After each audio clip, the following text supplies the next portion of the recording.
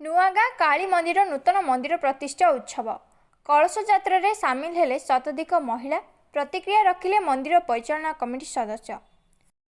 गंजाम जिला आसिका और एहार आखपाख अंचलर प्रत्यक्ष देवी परिचित नुआगाँ ग्रामर माँ काली नूतन मंदिर प्रतिष्ठा उत्सव शुभारंभ हो जाइछि।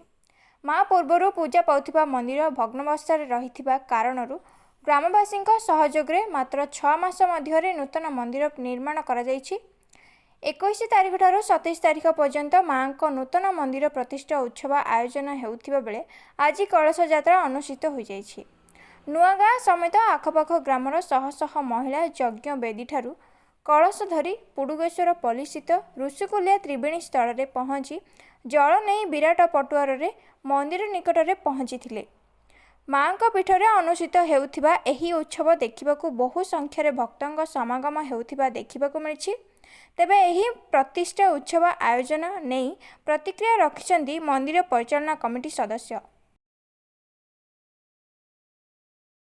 मु गजेन्द्र प्रधान आमर कमिटी पूजा कमिटी कोषाध्यक्ष अच्छी। आज 2टा समय कलश यात्रा आरंभ है। बर्तमान कलश यात्रा समापन शेष पर्याय तापर प्रशासन अच्छी। आमर आज 21 तारिख ठारू 27 तारिख दीर्घ कार्यक्रम चालू रहिबो। आमर मंदिर प्रतिष्ठा महोत्सव अवसर में कलश यात्रा होती आयोजन होती आउ कालीठू आमर अन्य कार्यक्रम रही 25, 26, 27 यही 3 दिन आमर प्रसाद सेवन व्यवस्था रही एवं अन्यान्य आमर कार्यक्रम रही। ये दीर्घ वर्षर अनुष्ठान आउ माँ पुराणा मंदिर रे अवस्थान करथिले। बर्तमान से अब मंदिर जराजीर्ण अवस्था को आसीगला। तेणु आम मन कलु जे निश्चित रूपे गोटे नूतन मंदिर तेणुक आज नवकल रूप से गोटे नूतन मंदिर आम ठिया करूँ।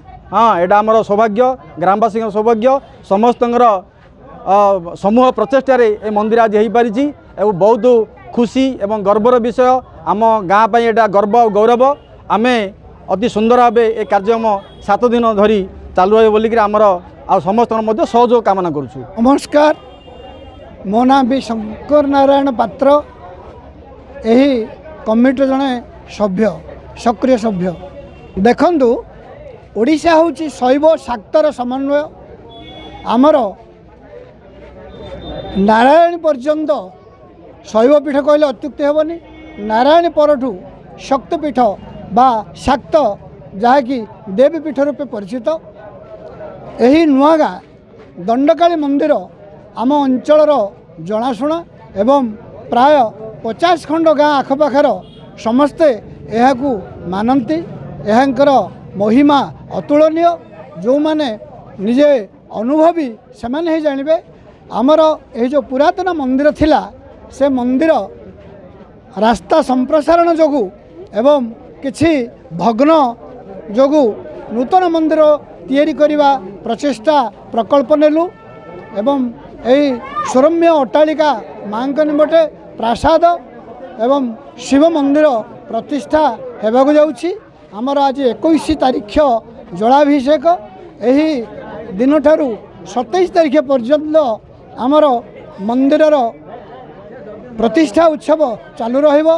यही उत्सव पई आमर यही अंचलर सुनामधन्य पंडित महोदय एवं विज्ञ प्राज्ञ यही अंचलर समस्त पंडित मानकु आमे अनुरोध करथिलु समस्ते उपस्थित रही पूजार्चना चालू रखिछन्ति। मोर परिचय पंचानन नायक, मुरलीधर नायक बड़ पुत्र, नुआगाँ। ए जो परिवेश बहुत देखिले खुशी लगुच। गाँ लोकर सहयोग सहानुभूति बहुत आनंद उल्लास रे बहुत बढ़िया कार्यटा हेबाकु जाउची। आउरी आगु मध्ये भल हेबाकु मोर आशा करुची। आमर आस्का अंचलर आम चतुर्पार्श्व 50 खंड गाँव भूमिका मध्य रही। समस्त आर्थिक सहयोग साहाय्य सबु प्रकार एतरे आम एत बड़ मंदिर करिपारछु। आ बहुत कम समय भितर 1.5 वर्ष भितर ए मंदिरटी समस्त साहाय्य सहानुभूति रे आम करिछु। बहुत लाଗୁଛି। प्राय महिला संख्या हे 550 हे महिला संख्या। पुरुष तो कहले न सरे। आमर ऋषिकुलिया तोटरू उत्तर बांकरू आम जलाभिषेक नहीं आसिलु।